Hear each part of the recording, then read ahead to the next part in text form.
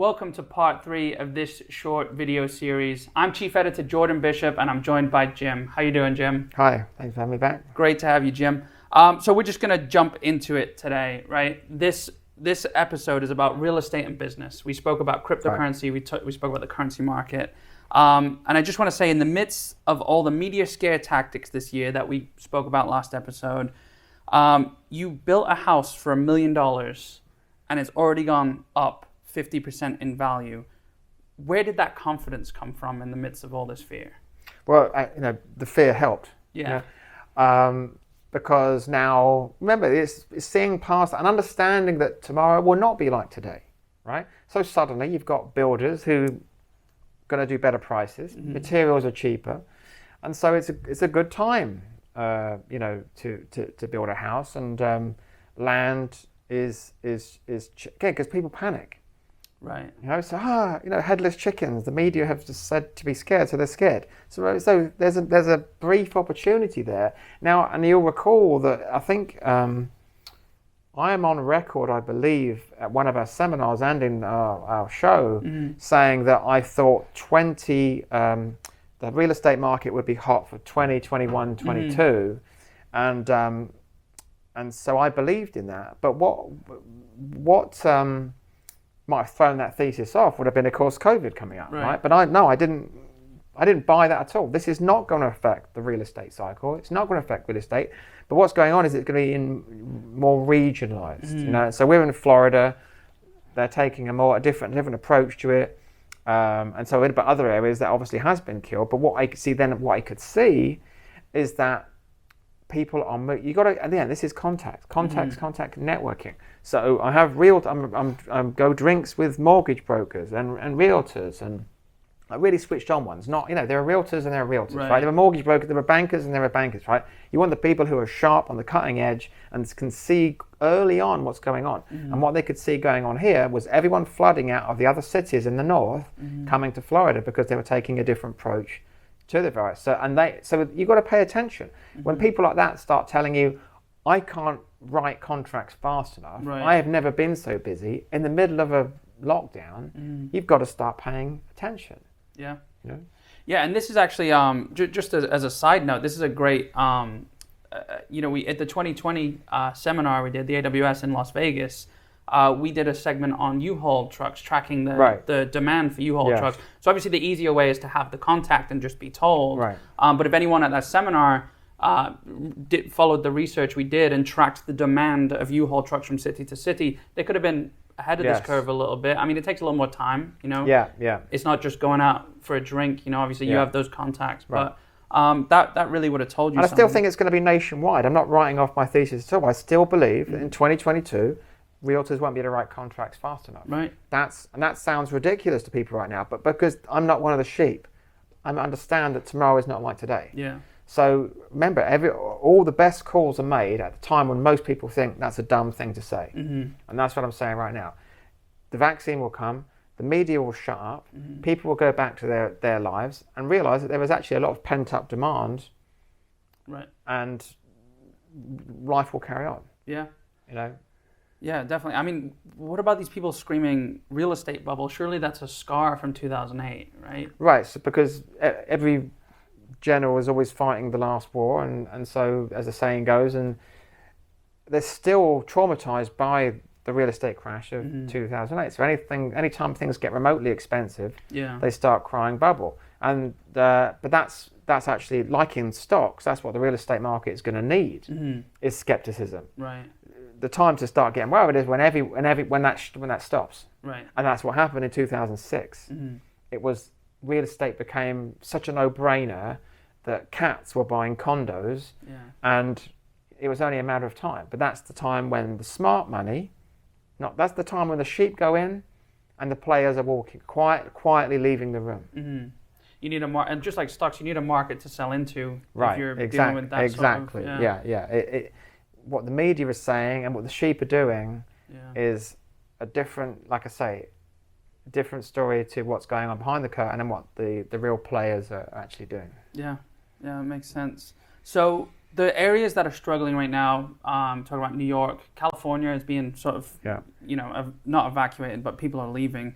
Do you see that as sort of a dip in the market to buy in those places, or would you let it settle, or do you have any inside information about what's going on? Well, I mean, you've got to look. I mean, yeah, I mean, I've got contacts everywhere, but I mean, what I will say is this. I mean, you've got to look at this will go. What's caused this, and will it go away? And what's caused it, of course, is a virus that will go away, or maybe it won't go away. I mean, but the point is that when people stop getting frightened about it, and the media stops going on about it, then life will return to normal. Right. And it's not going to take long for people to realise that okay, and Manhattan actually still is a cool place to live. Yeah. And the opportunity will snap back just like that. So businesses are closing. What that's going to do is make it's the weaker players are getting pushed out, the stronger survive, and life goes on. There's losers and there's winners. Yeah. And the businesses that are going out will be the ones who are acting more sheep-like, not being sharp. Right. Yeah, I mean, that's how Brooklyn and a lot of New York started, isn't it? It was hip, it was cheap, it was, you know, people got into it and it came back up. I mean, that stuff happens in cycles. We talk about cycles all the time. Yeah, I still believe in 2021, 2022 as being hot real estate, even nationwide once the fear dies down. Yeah, not only that, and I mean, a lot of California, the sort of extradition out there it's political almost. Right, yeah. I mean, there's harsh lockdowns, people want to leave. That could change in an election over there. So, I mean, it's not doom and gloom forever, is it, in those spots? That's exactly right. And it's just that whole thing, that the understanding that, this primal inclination to believe that tomorrow will be just like today, and it never is. Yeah. So just to move on, in fashion of just being so confident and building your home this year, you also sat down and wrote a book. And I'd love to sit down and interview you in depth about it right now. But really what I want to get at is how did that go for you? How did you make it so big in a year that was so, I guess, controversial, so questionable? Well, I mean, I think I probably had if there's a luck element, is that people were shutting doors and they needed something to do. But I think it's more, because there's plenty of books to read, so I think it goes more than that. That, to be honest, is a trick I learned on social media. And I've never been a big fan of social media, but it is a necessary evil, and it is where people are. You can make a huge amount of money or create a successful book launch or whatever it is you want to do for free, actually, without costing a penny. And that's by using some like I say, some cool tricks. That got my book to become a #1 bestseller. Before it launched, right? Before launch, among other things. But it's not just books; you could do it with anything. Right. And just understanding how the game is played, and it's really actually very simple. Yeah. But what you have there, what social media has given you, is focused interest groups for certain things. Yeah. So let's say you want to sell, fishing hooks.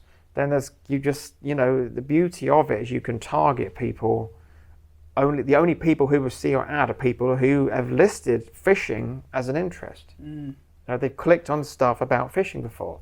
That's powerful. Yeah. But think about, this is a game changer for business. If you're not using this already, then you really should. And like I say, there's also an inside, kind of trick to hotwire this whole process. But even without that, it's pretty cool. Imagine if you said, listen, I want to put a poster on the highway for my business, but I only want to pay for that poster if someone driving past is interested in my kind of stuff, right? Yeah. So I mean that's huge. Yeah.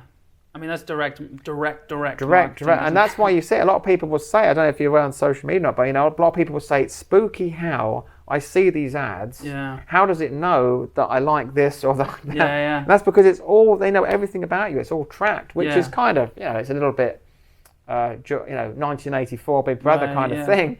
But for business, for a marketer, it's like a dream come true. Right. Marketers have never had such sniper accuracy for their message, and that's 100%. If as a way of making money, that's And of course, anyone can do that. Right. It's not like, and this is the other thing, it's not like in the day, you have to have a storefront and pay for staff and have all this stuff, right? Just anyone can go on there right now, pay $10 a day or whatever, or whatever your budget is, and get started. Yeah. And there's whether you're creating your own products or information, or you're actually shipping physical things, and you can build a following. Here's the other thing. It doesn't matter what about. You're buying through the internet. It doesn't matter about your race or nationality even. You can go to different countries. I can say I only want people in South Africa to see my ad about fishing poles or whatever, right? Yeah. So you can do it by location. I can say only people in this town get to see that ad. So it's one, understanding that level of accuracy that you have, but then also, like I say, there's another level which is really hot wiring that, where you actually get to do it for free. Yeah. Well, I mean, it really takes. We've spoken about the red Honda theory at past seminars, where like if you're in the market for a red Honda or a red car, that's what you see. This takes it, and that you're really seeing that because people are targeting you because of that. It's not so much just paying attention anymore. It's I mean, so like you say, the red Honda thing, where I suddenly decide I'm in the market for a red Honda, then all you see on the street is red Hondas. Yeah. But in this case, I really I'm putting red Hondas in front of you. So it's huge. So they've really taken that and ran with it. I mean, that's an incredible. I mean, I remember social media for you was just like, you were so. I'm not going to be on social media at all. And it was like I say, that whole Big Brother kind of thing. There was this ethically side of it. It's just wrong. But then, like I said, you've got to be realistic, and the business side of you says, look, let's just go with it. In particular, like I said, I had a book launch come out. It was a great time to experiment and use this, like I say, this little trick I developed to kind of hotwire it. Yeah, I mean, next thing I knew, you had a #1 Amazon bestseller. I was like, Facebook. Yeah, and I didn't spend anything. Well, I spent something, but that was on something else. But the actual thing itself was really very inexpensive to accomplish. Yeah. It's incredible. And now onto business, because obviously we're still here. We're doing well. We're thriving. During a year where so many businesses have shut their doors. Is this a mentality thing for you as well? You just keep going through it, or? Well, there's a saying, and because I say it to you, and that is, when the going gets tough, the tough have to get going. Yeah. And again, getting past that sheep mindset where you're not just frozen by the television and being manipulated by the scaremongering, getting around that, stepping up to the big boy table and saying, right, this is a philosophy for life in general, not just business, right? Life isn't happening to you, it's happening for you. Everything is a lesson, good or bad. Everything that happens to you, good or bad, is an opportunity to grow. It's an opportunity to show the universe what you're made of. And so, what lesson can we, and this is on New Year's Eve, everyone was ready to spit on the grave of 2020. Right. And maybe you still are. I mean, it's not over the holidays yet. But I mean, I would ask you to take a different approach. Instead of spitting on the grave of 2020, look at 2020 as, what did it teach me? To forget the event is to forget the lesson. What lessons could I have learned from 2020? Did I learn how I act in a crisis? And from that, how would I act next time? Did I just run out and buy a garage full of toilet roll because the media told me to, right? Or did I keep my head on my shoulders, not act like a headless chicken, and next time, what would I do different, right? That toilet roll was a classic thing. That was like tulip mania in the 16th century, right? And only at least, the tulip might have actually, there were no substitutes for tulips. So there were plenty of substitutes for toilet roll. Yeah. So that whole thing was idiotic in the extreme, but because the media had told you to do it, right? Yeah. I can find other substitutes for toilet roll. Yeah. So it's not acting like one of the morons, but the lessons to be drawn were this is an opportunity for us to look at our business. How can we improve it, right? Mm-hmm. How do we come through the other side? We don't just throw our hands in the air and walk away, do you? Right. I mean, it's like, so what could we be doing different? How can we adjust to people's needs, right? and so on. So people are now thinking about COVID. How can we create products and services to cater to that need, and how we do business ourselves. This is an opportunity to could we be doing things more efficiently, more stronger, and if you treat life that way, and if you look at 2020 from that philosophy, you will come out the other side of this stronger, a bit like your immune system, right? Instead of locking yourself away, praying for someone to deliver you a vaccine, your natural immunity is built up by exposure to a virus, and you become stronger for the experience. Your immune system is now built up. And it's a bit the same thing is like with life like that. You don't hide away and start crying, right? What you do is you embrace the experience, you embrace the lesson, and you become stronger for it, just like the immune system does. It's not your immune system for health-wise, it's your immunity for skepticism, right? And basically just being a loser and one of the sheep. You're building immunity against being one of the sheep. Right.